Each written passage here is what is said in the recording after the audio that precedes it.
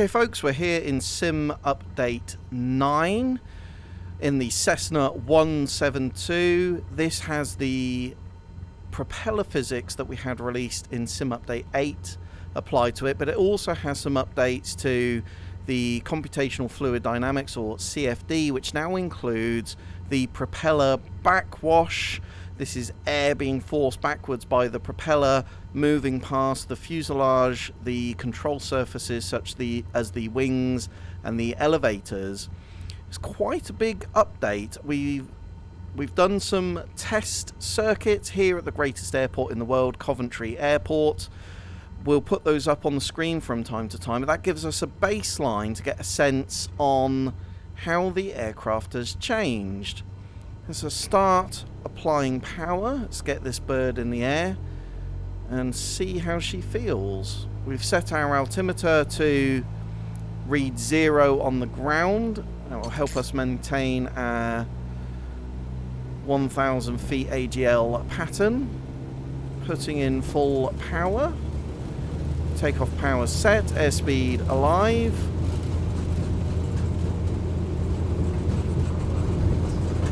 That's V1, rotate.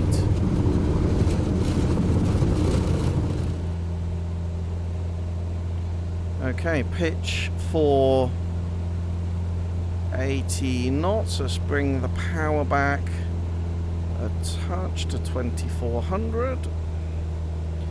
Pitching for 80 knots. And my first observation is I can maintain a slightly higher pitch rate than I could previously, which just kind of rationally stacks up because you've got the additional force of the propeller backwash pushing against us.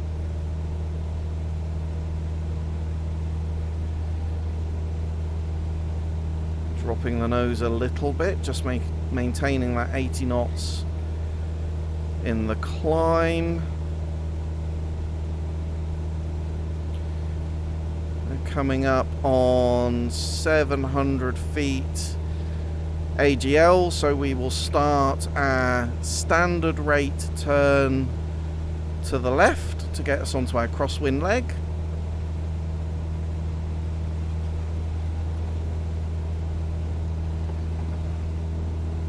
She's definitely bouncing around a bit more than she was prior to the update. 900 feet, 950, start bringing the power back and level out at our pattern altitude. We've overshot a little bit on our heading, but nothing too terrible. Okay, let's start our left turn onto our downwind leg. Again, standard rate turn to the left, maintaining our pattern altitude. She definitely feels more dynamic and organic than she did previously. She's bouncing and wobbling around a whole heap more than she was previously. We've got exactly the same sim settings set up here. She just feels more organic, more alive, more real, you might say. Right. That's us onto our downwind leg. Just get a bit of trim in there to maintain our altitude. We're in the white arc, ready to put our first notch of flaps in. We're gonna do a short field landing today, so we're gonna go to a full 40 degrees of flaps. But yeah, she's really wobbling about. Somehow feels a little bit more intuitive to anticipate what the aircraft is doing, and I found the same thing in the 152 with Sim Update 8 when they put that update in. It just felt more organic, more alive. She certainly moved around more, but somehow still felt easier to fly, and I think the same is probably true of the 172. Certainly making me feel like I want to do some more flights in the 172. I don't fly her all that often with all the aircraft we've got available. We're abeam with the runway, so first notch of flaps going in. Didn't get quite as much nose pitching up tendency there prior to the update. That she certainly would pitch up a lot more than that. But yeah, we're reading that notch of flaps in, starting a descent at about 100, 150 feet per minute. Nothing too dramatic. Getting ourselves ready to get ourselves onto our base leg. Just fly out a little bit further. Just keeping her coming down. That's interesting. I find, despite the fact I'm showing that I'm pitching down, I appear to be climbing and gaining speed at the same time, which seems a little strange. So we're going to take a bit of power out, get ourselves turned on to our base leg.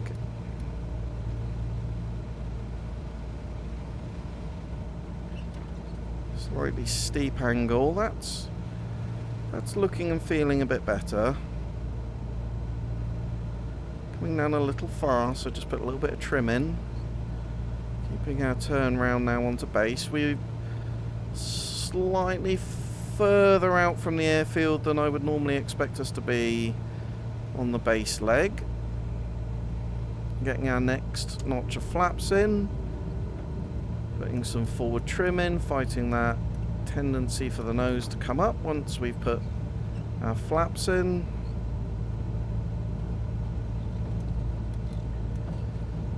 I think some of this is as much about familiarity as it is anything else, but she certainly feels more dynamic. Finding some slightly counterintuitive tendencies that when the nose looks like it's pitched down, and yet the aircraft feels like it's climbing, and indeed the vertical speed indicator showing that she's climbing. A little bit low, so we're going to put some power in.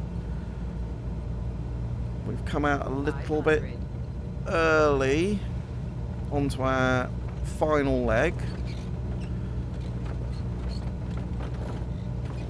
You can hear her shaking about.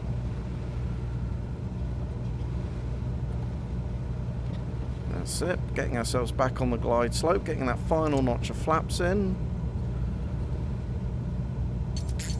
Fighting that tendency for her to pitch up. A little bit of forward trim in.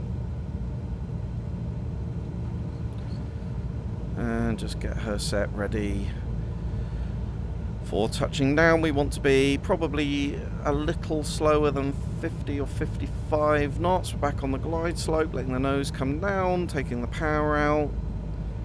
But yeah, she definitely feels more organic, more alive.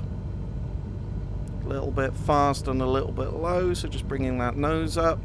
That will both slow us down and slow our descent. Little bit slow, so putting some power back in, back on the glide slope. This is looking good at the moment. A little bit high, taking the power out, dropping the nose.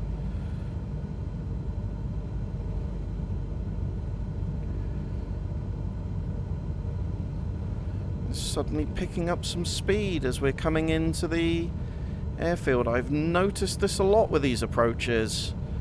And then it feels like we're at a very, very, very steep angle to the airfield. I've seen this a number of times on the approaches. I've done this more than once and finding the same tendency each time.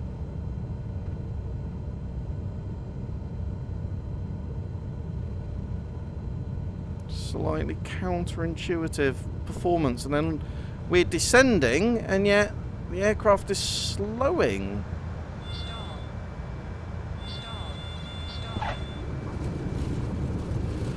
Let's do a touch and go, see, go around again and see if we get the same kind of performance.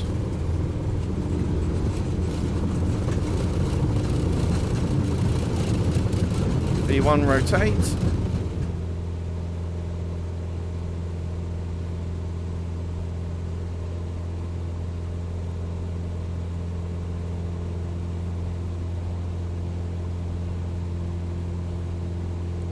Power back to 2500, 80 knots in the climb. Wait until we get to 700 feet AGL. And then we will start our turn onto our crosswind leg. A little bit slow, drop the nose down, start to pick up some speed.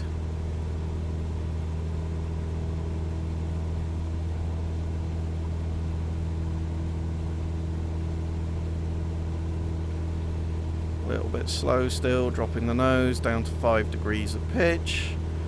We're over 700 feet, so let's start our turn onto our crosswind leg.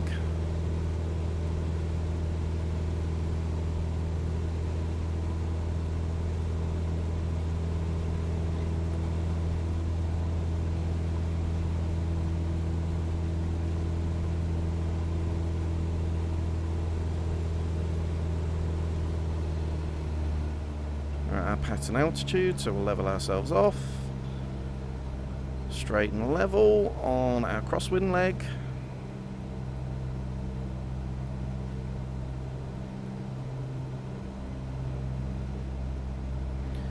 Okay, starting a standard rate turn to the left to get ourselves onto our downwind leg.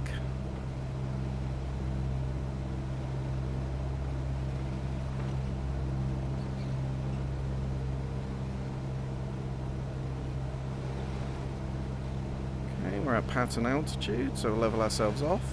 Ooh, blustery, blustery, blustery.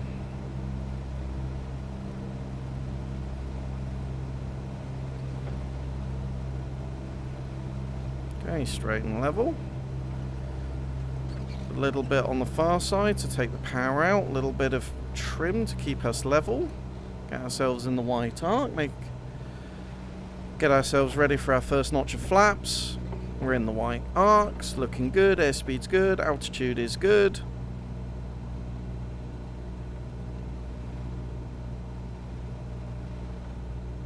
She's definitely changed as an aircraft, there's no doubt in my mind to that. I'm able to pitch up more. I'm not sure about the approach in, where the aircraft suddenly starts to feel like she's pitching forward. She's descending, but she's all of a sudden the aircraft starts to feel like she's pitching forward, and you find yourself far too steep to the runway than you would necessarily anticipate. Now, what I don't know is whether that's a muscle memory familiarity thing, or whether the aircraft is doing some odd things. Putting a bit of power in, we've got just a smidge low, we're a beam with a runway, so we'll get our first notch of flaps in. We want to maintain our altitude, we're a little bit on the low side.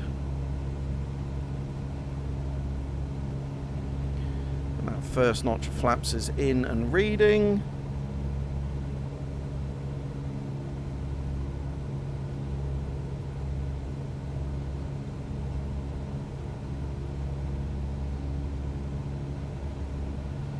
Start our turn onto base, push the nose through the turn,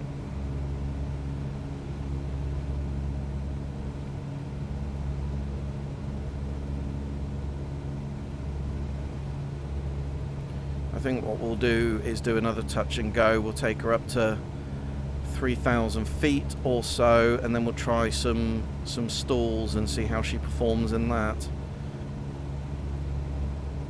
Okay, leveling off, next notch of flaps in, putting forward trim in, starting a descent down a little bit faster, taking the power out.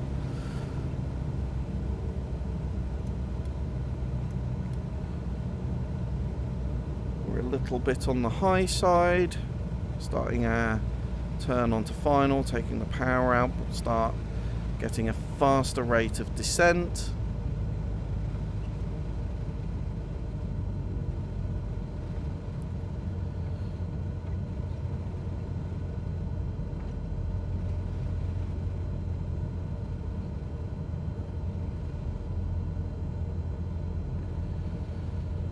Ourselves lined up with the runway, we'll get that final notch of flaps in. We're high, So I'm actually just going to slip the aircraft so that we can lose some altitude. So I've gone full idle, full left rudder whilst turning the ailerons to the right.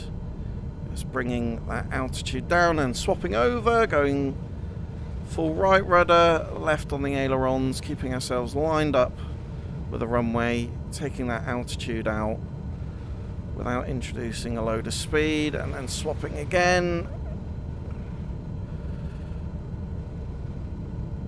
It's looking good. We're getting the power back in. We're back on a glide slope. We're about the speed that we want to be.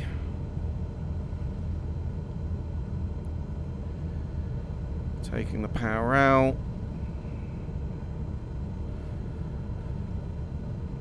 That's looking good. Let's round out and flare.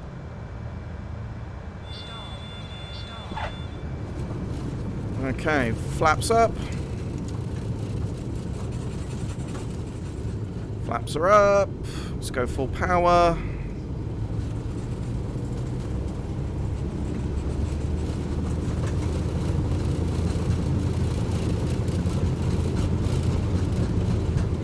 That's V1, rotate.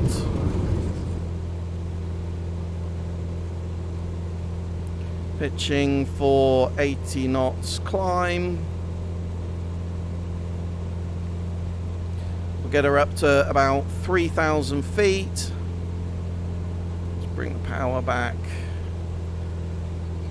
to 2,500, there or thereabouts. Get ourselves up to 3,000 feet. We'll try some stalls and see how she performs.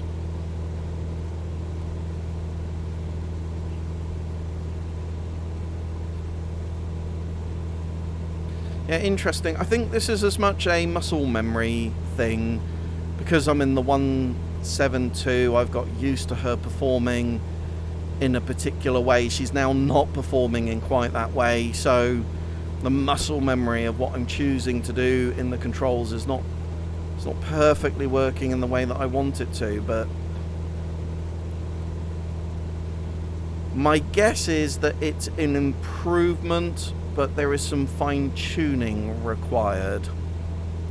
What I don't know is, did they update other factors in the mathematical calculation for the computational fluid dynamics? Don't know the answer to that, but as I understand it, they've had access to a real aircraft to see if the changes that they're making mimic the behavior that you would expect to see in real life. This weird floating behavior that she seems to have as you come in now, and that could be updrafts, by the way, because one of the updates I believe that they've put in Sim Update 9, albeit I would have to double check, is I think an update to the weather system, so it's as much a chance that it's got nothing to do with the physics of the aircraft as it is to do with other changes that they're making in the world. But definitely feels different.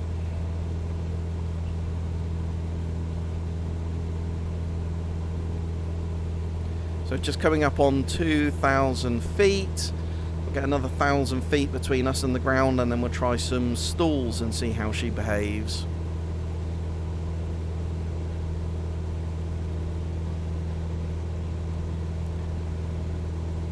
It has been a jolly long time since I've done any level of meaningful flying in the 172.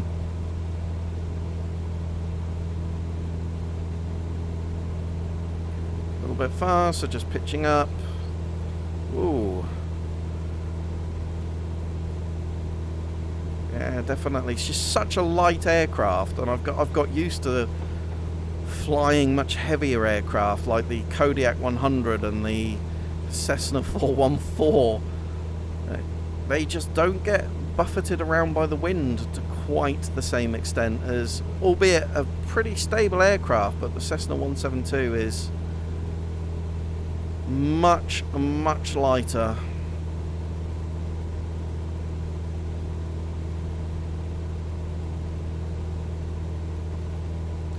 Okay, we're just coming up on 3,000 feet. So I think we'll start with a power on stall. We'll simulate a takeoff.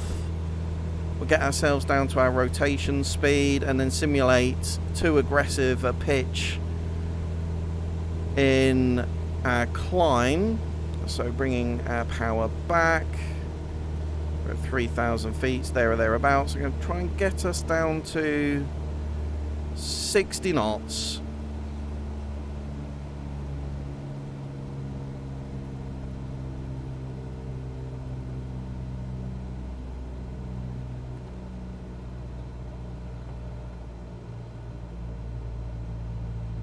All the way back to 1700 RPM. Trim for straight and level flight. Airspeed's coming down. That's it, we're into the 60s. I'm going to need some nose up pitch in order to get us down to 60. Okay, we're 60 knots. So we'll go 80% power. We've just rotated. So we're rotating, we're bringing ourselves up 10 degrees. Keep ourselves coming up. We're getting too aggressive in our climb. We're up at 15 degrees. Our airspeed's way down. There's the stall horn. Keep the back pressure. There she goes. So we go full power, we nose down. Yeah, not massively different. Not massively different. Let's try it again. Let's try a power off stall this time. So let's put all our flaps in.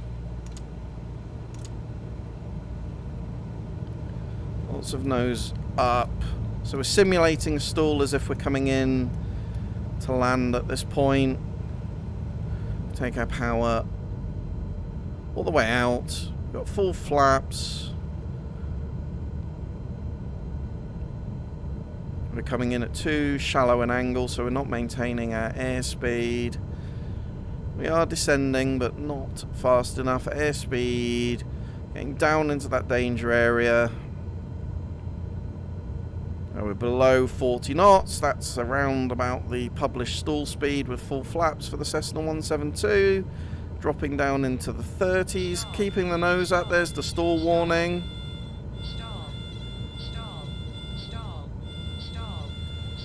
Staying in the air.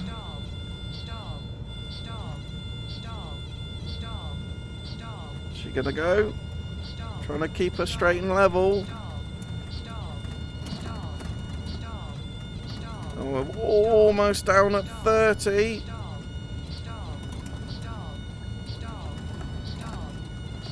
There's no... Yeah, there she goes.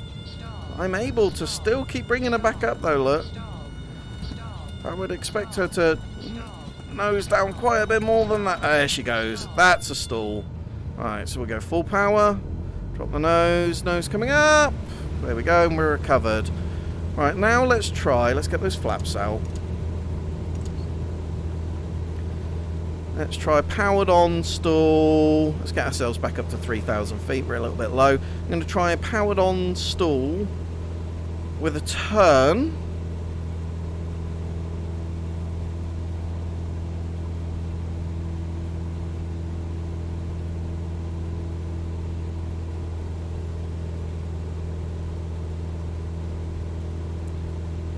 Let's give ourselves a bit of space between us and the ground.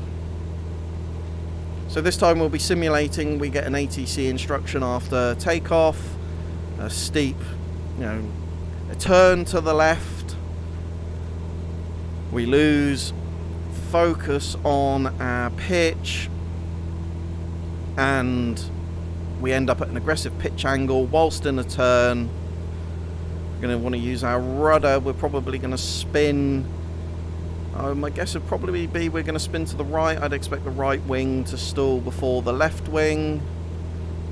So if we spin to the right, we're going to stamp our rudder to the left And then we're going to drop the nose and apply full power to get ourselves out of the stall. Right, so we're at 3,000 feet, there or thereabouts, bringing the power out. Ourselves down to 1,700 RPM. Let that airspeed coming down.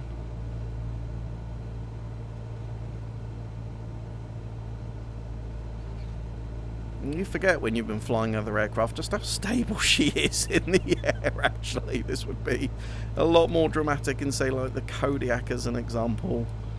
Okay, so we're in the 60s, maintaining level flight, pitching up to get our nose, to get our airspeed down. Right, we're 60 knots, so simulating that we've just rotated, going again 80% power. Coming up to 10 degrees of pitch. ATC telling us to turn to the left. We're turning to the left. We're losing our bearings. We're pulling back on the yoke. We're getting steeper and steeper. Our airspeed's coming down more and more and more. There's the stall horn.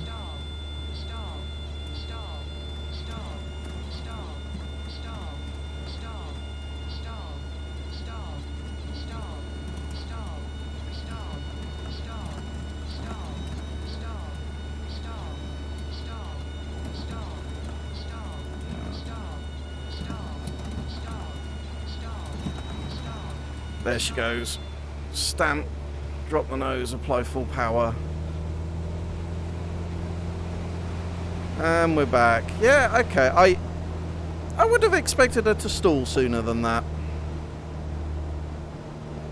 She is a stable aircraft, but interesting one, that, folks. I don't feel quite as certain about it as perhaps I did on the changes just with the proper simulation of the prop physics with all the forces acting on the individual blades.